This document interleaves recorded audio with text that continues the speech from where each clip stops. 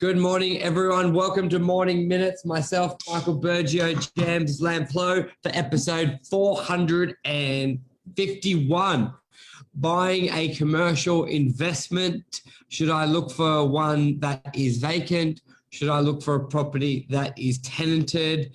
They're probably the two main questions I get asked by potential purchasers who are looking to buy a commercial property. And this morning we're going to go through some of the pros and cons, different things to consider, and go from there. James, what's your initial thoughts or comments? People come to you why they want to buy a commercial property that's tenanted. I'm sure you've had a lot of time say, hey, what about this one? Great property, but it's vacant.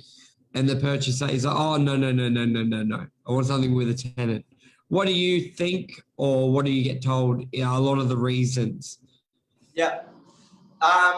With commercial property, you're typically able to lock in longer tenure with your tenants. So for an investor looking to purchase a property, if it's a tenanted property, they're buying it with the tenant locked in. They've got their fixed rate increases in there.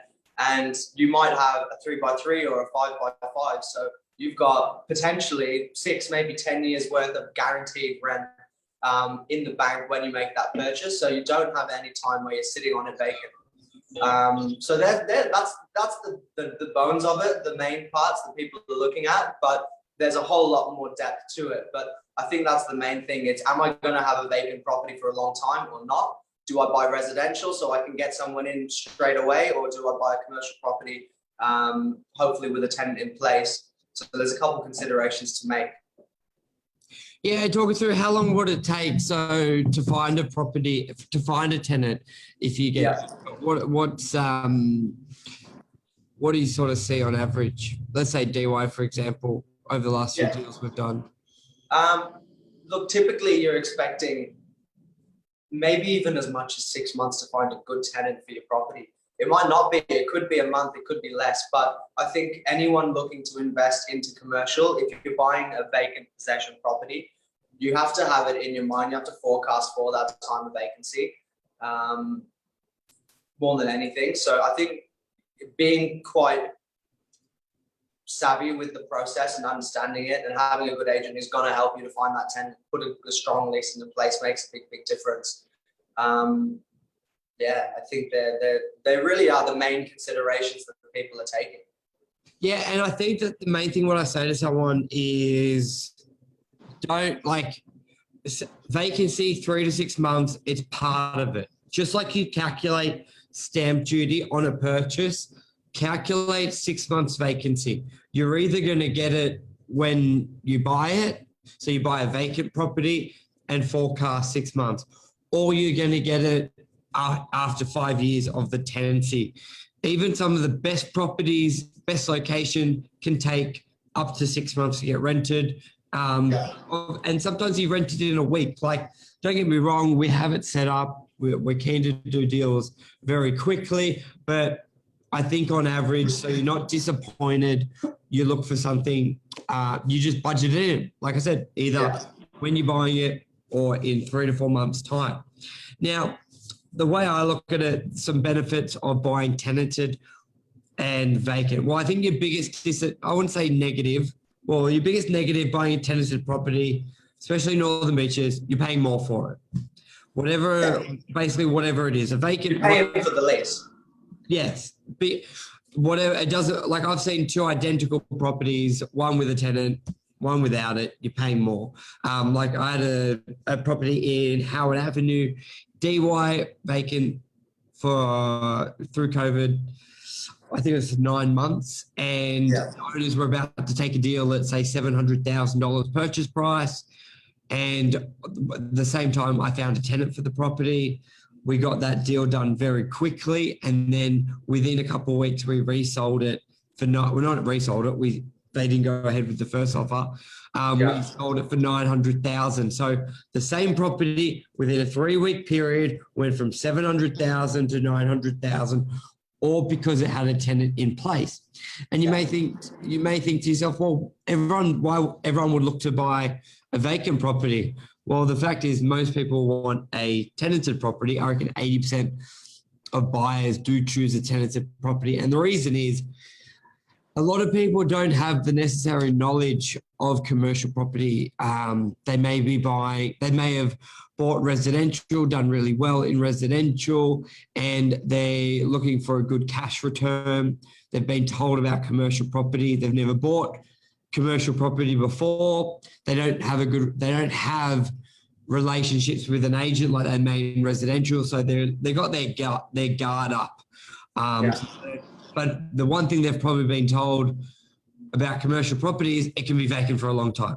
So they've got that in the back of their mind. They're like, I'm only buying tenanted. So they do. And that means on a property that has a tenant, you may have 20 buyers on it compared to a property that's vacant, you have 3 or 4.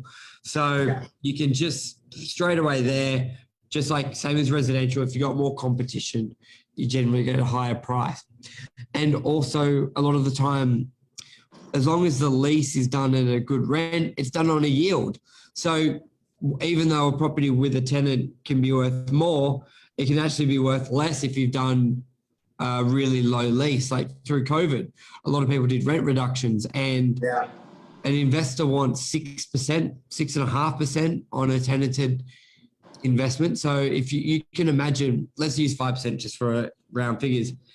If your property is rented for 20 grand equals $400,000 sale price, but the same property, different owner may have different property, same style of property, but different owner may have rented his for $25,000. That's worth $450,000. And you may think to yourself, that's crazy. Like, cause you don't have this in residential. In residential, you're not really mind about a tenant because you can generally get at least within a week. It's not like you're just living there. Commercial, you have different uses. You may pay more for a doctor leasing your property than a cafe, or a cafe to a lawyer, or a fashion shop to a doctor. You may be willing to pay more because you look at that tenant as more secure and more buyers for it. So you go through that way as well. But another big thing as well, James, a lot of people buy commercial in their super fund. And in their super fund, the banks want the property tenanted. I don't even think they allow you to buy a property vacant. So that just puts more buyers looking for properties with tenants in there as well. And also the cost of funding it. Like, think of this mindset, James, when people buy a residential property, they think, all right, my mortgage is $400 a week. The rent will be $350. I can afford $50. That's what people think. They don't even think, oh, I'll have to pay the full mortgage for a couple of weeks while I get a new tenant. But in commercial property, your property could be empty for 6 months. So that mortgage of $400, you have to pay that for 6 months. A lot of people can't afford that. When banks do your residential loan, a lot of the time they take into account the income it's getting. So instead of you needing the mortgage on top of your own mortgage that your own home or your own rent and your own living expenses to be on top. So you generally need a much higher income to buy a commercial property. I would almost advise people, let's say you can buy a property tenanted for $1 million. I would almost say maybe look at a property vacant for $500,000, buy something smaller. Because if you buy something vacant, we've seen 7, 8, 9, 10% returns. But it could take 6 months. Yeah, that's right. If you've got the ability for the cash flow to be able to run through the process and allow yourself to find a tenant, put a strong lease in place, it's a good way to invest. And there's a couple of people that we work with, Michael, that they poach vacant properties and they just sit on them until you can put a strong lease in, and then they try and sell them off. So there's a whole other side of that commercial market for buying and selling as well, where you've got a small 1% of people that are looking at it from that sort of lens. But otherwise, people are looking at your vacancy and they're saying commercial, residential lease is faster. I'll have more weeks in the property. Is that a safer investment? So there's no right or wrong answer, but I think we were having quite an interesting conversation this morning about if you're projecting a commercial property is going to have a 10-year lease in it, and you've taken 3 to 6 months to lease that property out, you've got 9.5, well, you've still got 10 full years once the lease is in place with income potentially, if the option is exercised. With a residential property, let's say you hold it for 10 years and you have a new tenant every year. So no tenant stays longer than a year. You might have a week or two of vacancy, plus another week of letting fees, plus another year's worth of management fees. It actually works out fairly similar. I think we'll run the numbers later on, but it's an interesting concept actually as to, is residential going to be leased for longer? Probably not in the long run. Yeah, it's a good point because yes, commercial could be empty for 12 weeks in a row consecutively, but residential generally turns over a tenant every year, 2 years, and you've got maybe 2 weeks vacancy and 2 weeks letting fee each time. So 4 times over 10 years, yeah, it could be very, very similar. Luke's asked, do you have 8 to 10% net yields? I have a client. Unfortunately, Northern Beaches, we don't have that high. Anything with a tenant is 4 to 6% net yield. The only chance to get an 8% yield would be buying it vacant and finding a tenant. Other than that, there's too much demand. Stock levels are so low. We're under 100 listings for sale, the whole Northern Beaches. We generally sit on 150 listings. So what's that, down 70%? 33%. Yeah, 50 over 150. And even from 4 years ago, we're at 220, 250 listings. So dramatically low listings on the Northern Beaches. So that's driving yields even lower. But buyer activity on the whole, I think we've seen waves of when buyers have come in and come out of the market.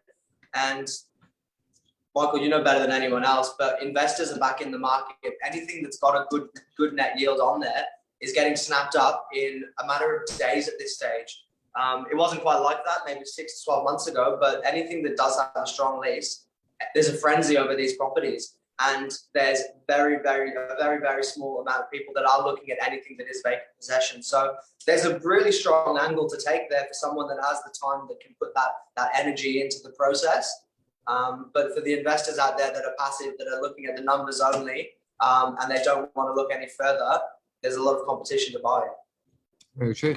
And I think that's the wrap. So that's some pros and cons of buying a vacant property, tenanted property. If you have any further questions, want to reach out to myself or James, feel free, happy to help.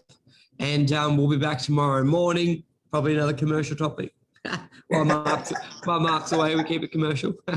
Perfect. Thanks, Michael. All righty, everyone. Thank you. Cheers. Bye.